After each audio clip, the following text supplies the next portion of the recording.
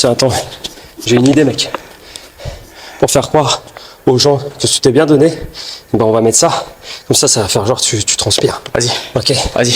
Ah oui. Ouais.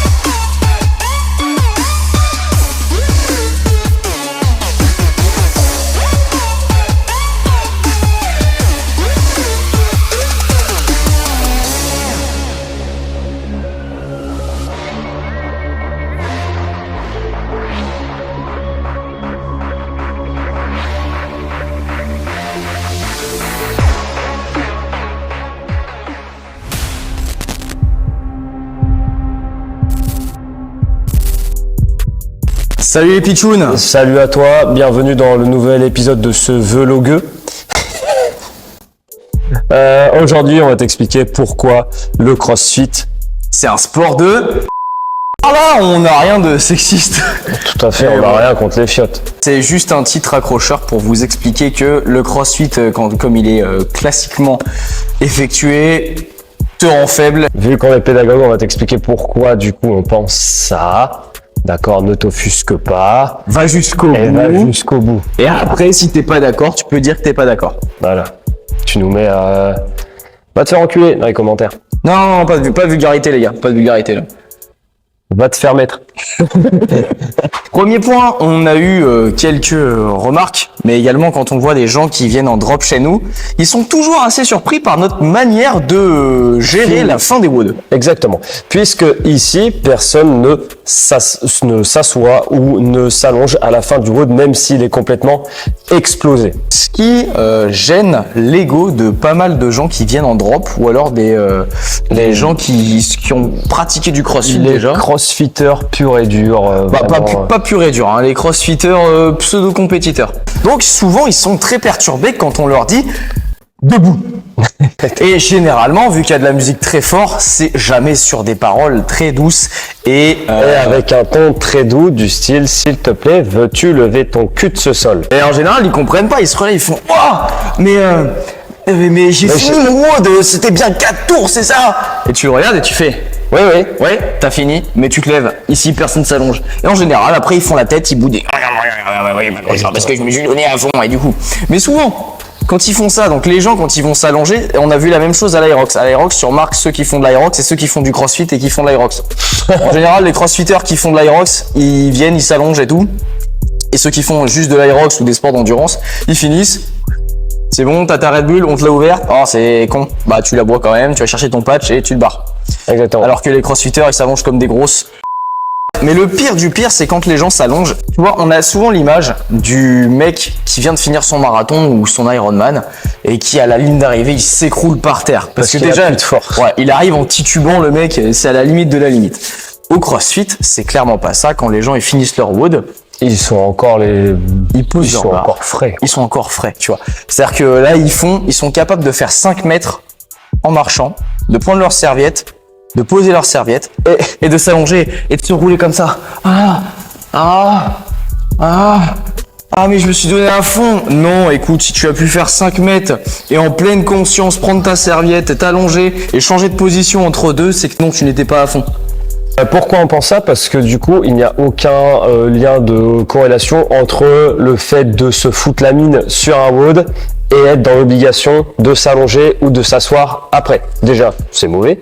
Et en plus, enfin, merde quoi, il n'y a pas de raison de faire ça. Une fois, on a eu une personne qui s'est allongée après un conditioning.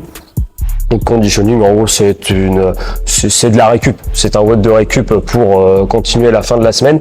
Et même là, il y a une personne en particulier, je pense que tu vois de qui je parle, Exactement. qui s'allonge comme une vieille chouquette là, comme ça, et qui est là.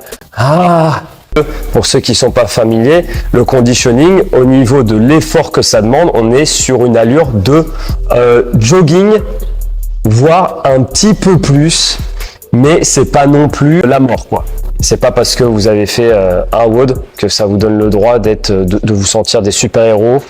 Exactement. Et c'est pas parce que les crossfitters de haut niveau le font que vous devez forcément le faire. C'est ça. Il faut savoir qu'ils ont un niveau d'intensité qui n'est pas le même que le vôtre. Ils savent se pousser beaucoup plus loin que vous, et encore, est-ce qu'ils ont besoin de s'allonger?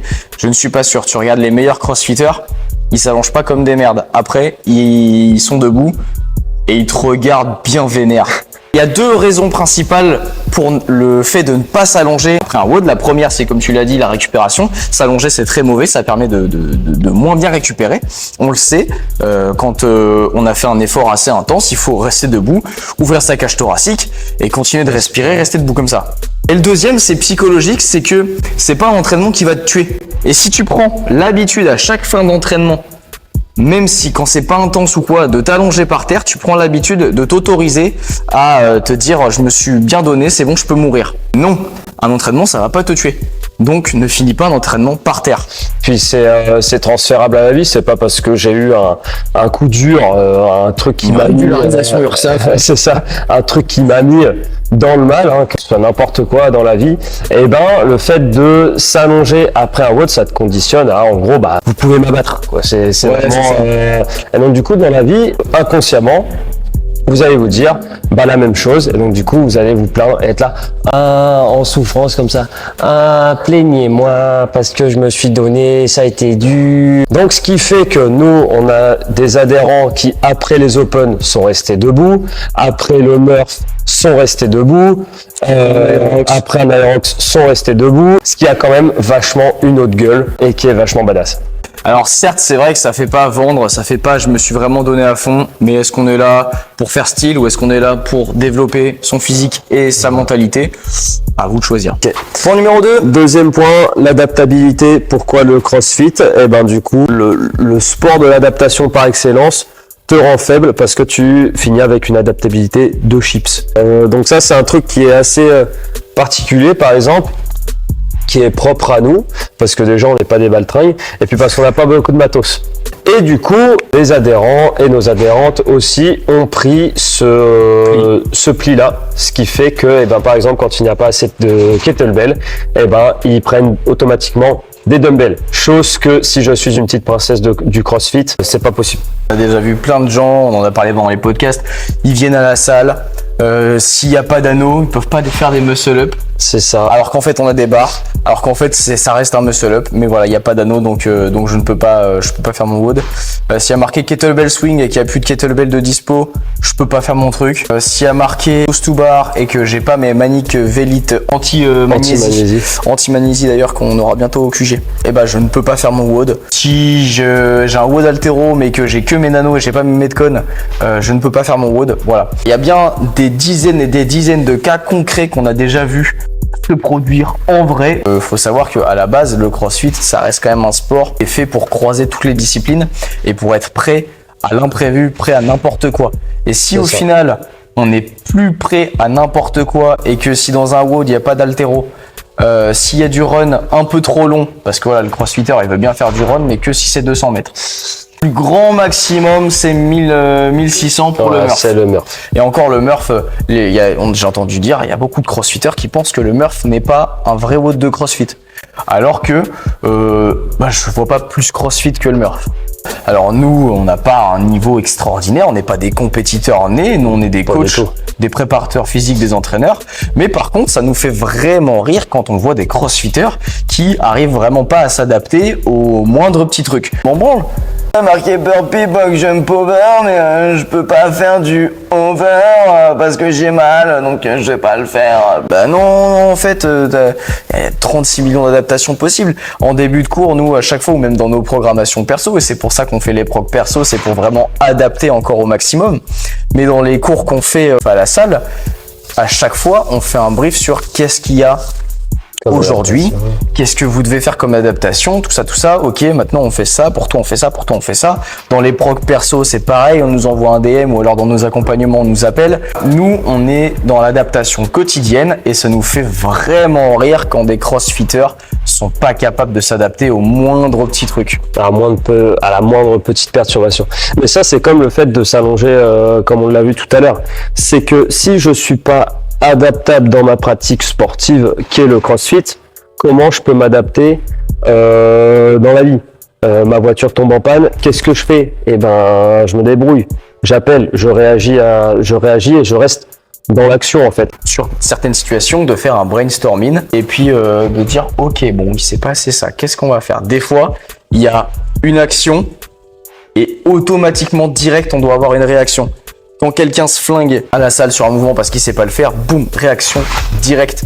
On n'a pas le temps de pas s'adapter en fait. Problème, il y a une action, boum, réaction directe parce que sinon il y a des conséquences derrière qui sont incroyables. Mais ça, voilà, il y a beaucoup de gens qui, quand ils font quelque chose ou qu'ils le font pas, il n'y a aucune conséquence derrière. Ce qui amène vraiment un problème de développement personnel à la salle. Du coup, pensez à toujours garder ça.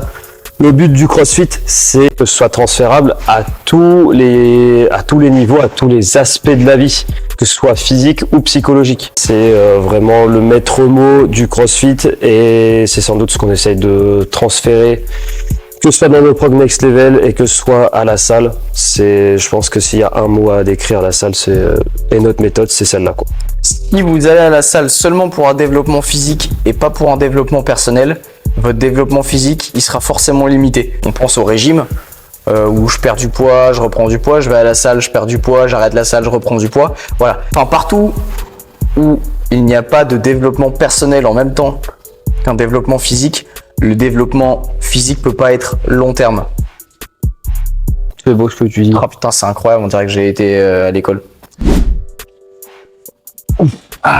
En conclusion, on a déjà conclu. Donc, si jamais tu veux aller plus loin dans notre méthode, aller plus loin dans un développement physique mais également personnel, on a la formation gratos qui est en description. Là, tu cliques et on t'a offert une formation en 3 points, donc les 3 piliers de la progression. Et ensuite, tu peux également nous contacter si tu veux une programmation qui est 100% sur mesure, fait par des coachs de qualité qui font attention à toi. Soit ça, soit un accompagnement direct nutritionnel ou alors la totale. Donc voilà, tu as toutes ces possibilités-là. Encore une fois, tu restes au jus. Il y a du nouveau qui va arriver très bientôt. Du merch.